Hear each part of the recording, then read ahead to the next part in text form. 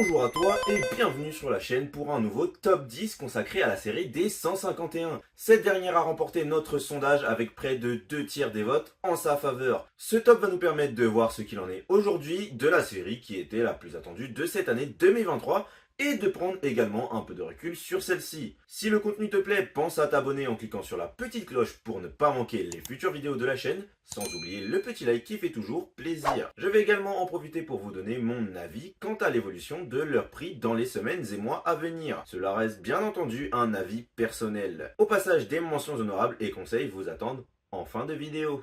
Pour ce mois de novembre, nous vous offrons cette belle Pokébox d'Archiduc de Hisui. Afin de la remporter, il vous suffit de commenter cette vidéo et de la liker.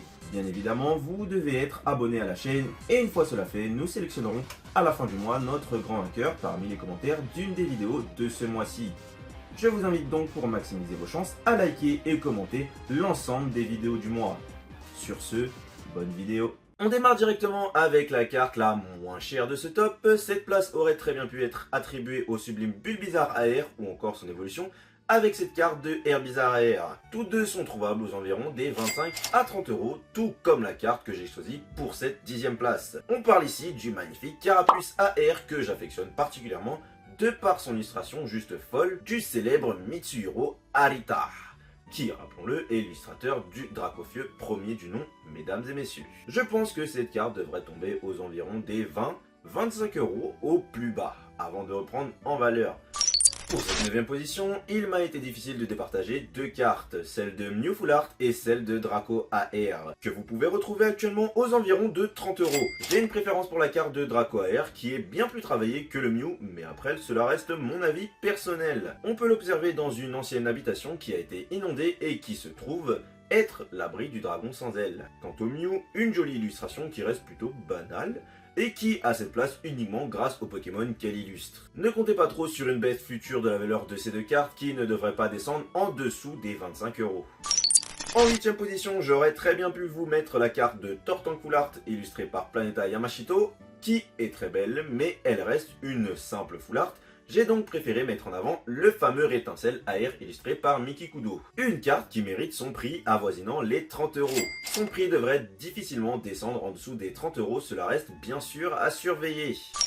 Pour cette 7e place, on arrive déjà sur des cartes folles avec la carte de Salamèche AR illustrée par Miki Kudo. Encore une fois, ce dernier attend au fond d'un ravin sur un rocher avec des couleurs se mariant très bien avec le Pokémon. Cette carte semble être un clin d'œil à l'animé Pokémon de la toute première saison, lorsque Sacha, Pierre et Ondine croisent sur leur route un petit Salamèche mal en point, abandonné sur un rocher. D'ailleurs, pour toutes les personnes qui ont grandi avec Pokémon et qui ont connu ces premiers épisodes de l'animé, dites-moi si cette carte vous rappelle cette scène culte de ce dernier. J'aurais aimé vous dire que cette carte est la carte que j'ai choisie pour cette 7e position, mais je préfère mettre à l'honneur le magnifique Pikachu AR. Cette carte met en avant un petit Pika en plein milieu d'une ruelle, en plein centre-ville, entouré de nombreux dresseurs et Pokémon. Les couleurs ainsi que le travail exceptionnel apporté à cette carte lui permettent de se positionner dans ce top. Passons désormais à la 6e place avec... Oula, je me suis laissé emporter par les émotions et j'ai failli oublier de vous annoncer leur valeur actuelle ainsi que mon estimation future. Ces deux cartes sont actuellement trouvables aux environs des 33 euros et ne chuteront certainement pas en dessous des 27. Passons désormais à la 6e place avec l'entrée dans ce top de la première carte alternative avec celle de Florizarre X Alternative dont la valeur actuelle est d'environ 45-50 euros. Je ne pense pas que cette carte perde de la valeur au vu du Pokémon qu'elle met en avant. A première vue, la carte semble plutôt fade par rapport à d'autres cartes alternatives que nous retrouvons plus tard dans ce top, mais ayant eu l'occasion de l'avoir en main grâce à mon cousin qui lui a eu la chance de la tirer, il faut reconnaître que cette carte est un must-have dans une collection. Elle est très colorée et les détails apportés à cette carte en font une de mes cartes préférées de ce set. Nous arrivons désormais dans le top 5 avec la carte d'Alakazam X Alternative qui est pour moi la plus belle carte des 151 Pokémon. On y retrouve Alakazam en plein milieu du salon d'une maison en train de faire de la télékinésie. Entre les détails, les couleurs et l'ambiance qui émanent de cette carte, on ne peut qu'apprécier cette illustration de Shinya Komatsu. Cette carte vaut actuellement plus ou moins 50 euros. Son prix ne devrait pas descendre en dessous des 40-45 euros. Attention à ne pas trop attendre car cette carte devrait reprendre en valeur d'ici quelques mois. On se retrouve au pied du podium avec cette sublime illustration. Je parle bien entendu de la carte alternative de Tortank. On y observe un Tortank au fond des abysses qui semble fixer quelque chose comme s'il s'apprêtait à défier cette chose. Comptez actuellement 60 € afin de vous procurer ce sublime Tortank. Concernant l'évolution de sa valeur, je pense que cette carte baissera en prix ou très peu à l'avenir avant de reprendre en valeur. Si tu es encore présent à ce moment de la vidéo et que tu as hâte de découvrir la suite, qu'attends-tu pour t'abonner? C'est le meilleur moyen de nous soutenir pour le travail effectué et de nous donner de la force d'avancer. Vous l'attendiez et la voici, la troisième position est détenue par l'illustration du fameux Dracofeu Full Art. On le retrouve actuellement aux environs des 60 €, prix que je ne trouve pas justifié pour une simple Full Art, mais au vu de l'engouement autour de ce Pokémon, vous comprenez mieux son prix excessif. Cette carte devrait normalement voir sa valeur chuter aux environs des 50 €, croisons les doigts. Attaquons-nous sans plus tarder à la carte qui est, selon moi, la deuxième carte la mieux illustrée de ce set avec le sublime Elector X alternatif qui se retrouve à cette deuxième position dans ce top accompagné de ses deux acolytes légendaires, je parle bien entendu d'Articodin et Sulfura. Il faut reconnaître que cela donnerait envie de grimper sur leur dos et d'aller faire un tour du globe, non ? Cette carte est actuellement trouvable aux environs des 70 €, son prix devrait repartir à la hausse dans quelques temps et je ne pense pas qu'il sera amené à baisser davantage.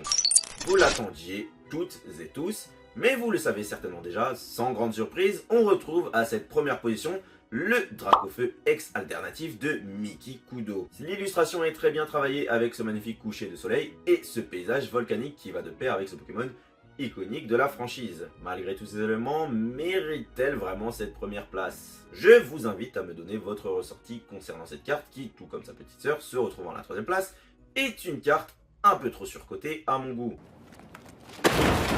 Cette carte vaut actuellement 130 € et ne passera probablement pas en dessous des 120 €. Presque 2 fois la valeur du Elector alternatif. Cela reste abusé, mais pas autant que les prix que l'on retrouvait à la sortie des 151 Pokémon. Avec un Dracofeu alternatif à plus de 250 voire 300 €. Je ne pouvais bien évidemment pas terminer ce top sans citer quelques mentions honorables. Celle-ci concerne les cartes de Karabaf AR qui aurait mérité sa place dans ce top de par son illustration extraordinaire. Ou encore la carte alternative d'Erika. Ces deux cartes sont actuellement trouvables aux environs des 25 € et ne devraient pas chuter en dessous des 20 €. Sans oublier la meilleure carte alternative dresseur, je parle bien évidemment de Giovanni accompagné de son Persian et de sa Master Ball. Et comment ne pas évoquer les cartes Full Art d'Alakazam, Florizard ou encore celles d'Elector qui sont pour moi des cartes qu'il faut avoir dans sa collection de par leur illustration simple mais efficace. Elles cotent toutes actuellement à une vingtaine d'euros environ. Leur prix devrait rester stable avant qu'ils ne repartent à la hausse.